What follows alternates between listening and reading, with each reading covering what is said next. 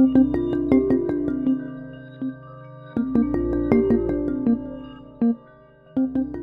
always intrigued by your process because you have these ways in which you negotiate, but part of that is about finding who are the right people to speak to and finding where their passion lies so that you have an immediate connection with them, that they get an enthusiasm to get involved. When I invited you to come to Oslo to create a project for this area called Bjørvika, which is the former container port of the city, one of the things I was most intrigued by was the way in which that particular location was different than any other redevelopment area I've ever worked on, because there was really nothing there beforehand other than an industrial process.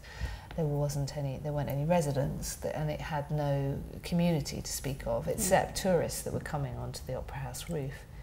And the really interesting thing, when we both stood on the Opera House roof in 2011, that we noticed was that it was a really effective and successful social space. So there was a real desire for a place in that city to go and just be, where there was no commercial enterprise, no cafes, etc.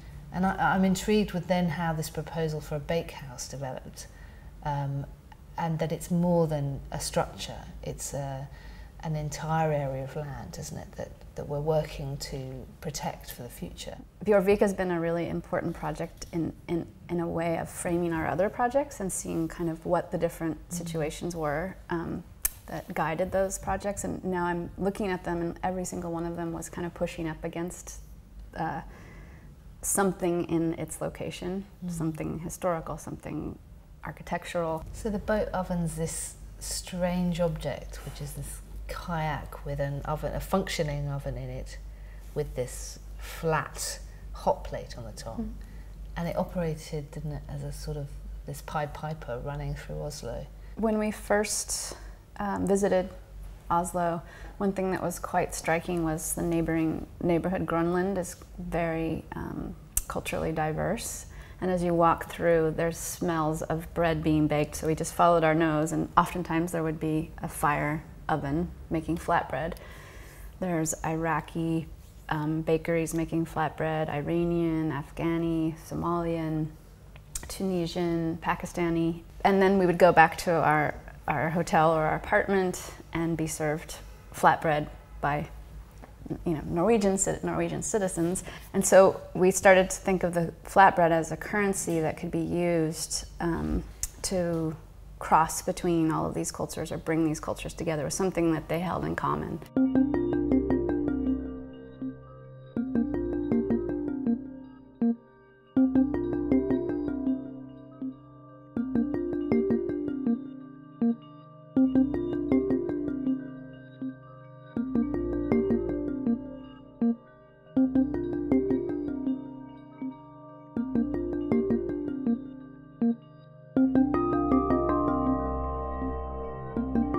I wonder how you see that your projects now in relation to some of those interventions from 30 years ago, 40 years ago.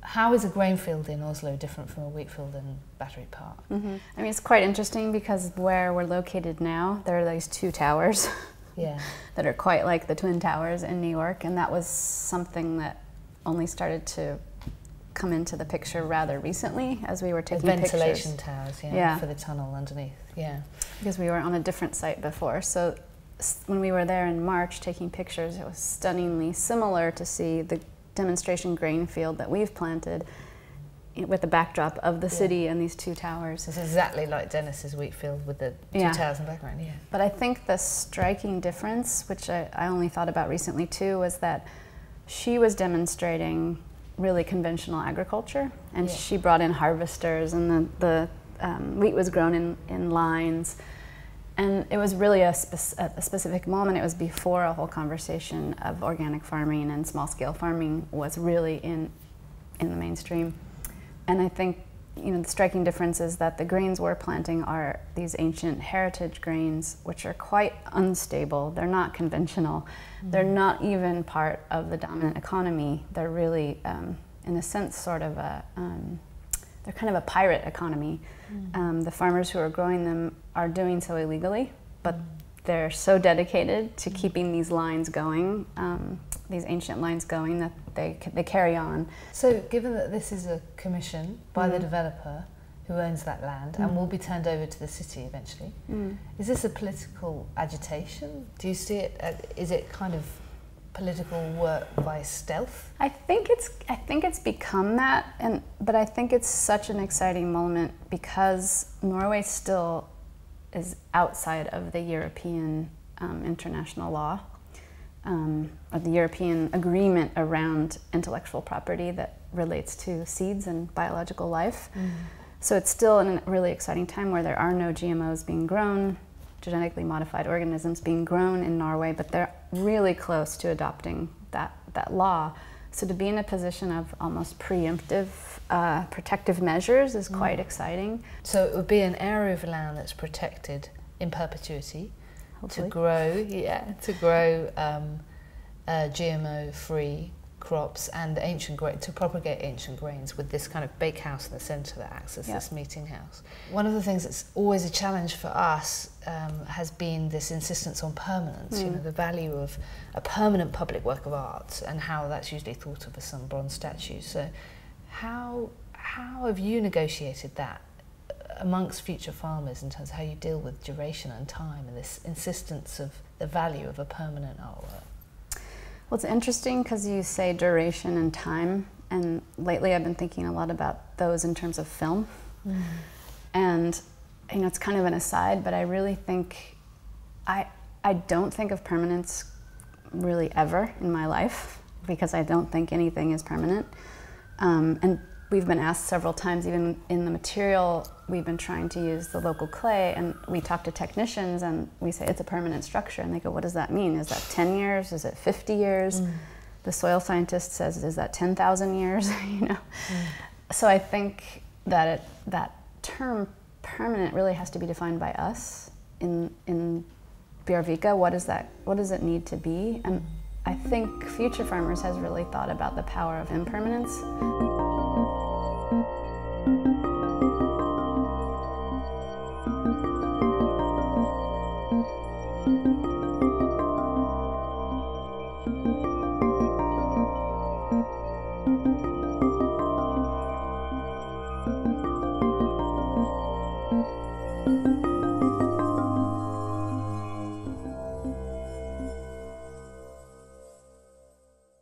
When we first arrived in Oslo, there was a lot of resistance to the development, and I think we heard 70% of the art community was against the development, and that's a pretty hard thing to enter into an art community as an artist, and have people have people challenging the environment that you have to work in. But for me, that's an exciting place to be, because I think you can choose not to participate, or you can find a way to kind of be a bug in the machine. And I think that's a line that really runs through Futurefarmers, is taking a system, and that's in place. Bjørvika's going, it's not going to stop. How do you find either the cracks in that system, or do you break something? In other projects, we've kind of broken things apart to take looks at them and put them back together into a different form. Like we've taken apart a porcelain toilet, crushed it, refused it back together into a brick. So that brick could be thrown through a window, it could be used to pave a road.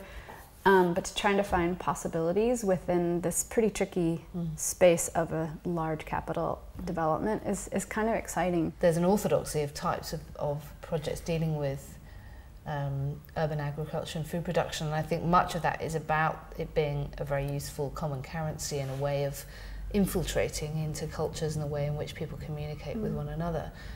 How do you watch out for those moments to keep some level of aesthetics or artistic integrity in the project? That seems to be something that's really important to you. Yeah, I mean, I think it varies project by project, and this, Bjørvika is still seemingly in its early stages. But I think we were talking about impermanence, and I think that's something we've been thinking about a lot with the project. Even the way the WTO describes patentable biological life is that it has to be stable and consistent and describable. and how they call nature is indescribable, unstable, and heterogeneous, and you're like, those are great qualifiers for an artwork. So how do you build that into a project has a board wanting a permanent piece is a question we're going to have to grapple with very soon. And I think there's something exciting about thinking about an architecture that might dissolve or might go away or might change after a certain amount of time. How does being an artist or being identified as an artist and having manifestations of some of your projects in galleries and exhibitions, how does that help your practice? For us, it's really important. It's become more and more important to have if there's a public practice going on, to have a museum presence or a gallery presence run in parallel. And what it does is it actually allows a sort of distillation of sometimes the mess of a public art project or the excitement of a moment. The other day we had this situation in Hart's Bakery where 50 people become the universe and they're swirling around and I'm trying to direct it. And you're there, but you're not really there. So then, how do you formalize that in some way for more than these 50 people to experience? And that's always the trick. But it's really interesting, that moment you've described of the exhibitions or galleries enabling you to kind of pull back. And I wonder whether that's because you're kind of living it. You're living the art practice. And there's all the practical associations of just, how do you get the boat oven from one place to another? Where's the firewood coming from? Where's the grain coming from? And actually you do need to kind of pull back and be able to draw some conclusions from it. It's taking a pause, and it's, again, I think it's really useful to go, okay, how do you distill this situation into something as simple and kind of plausible as possible? That's the exercise that also helps you understand what you're doing. I often need to just distill it into something to talk around.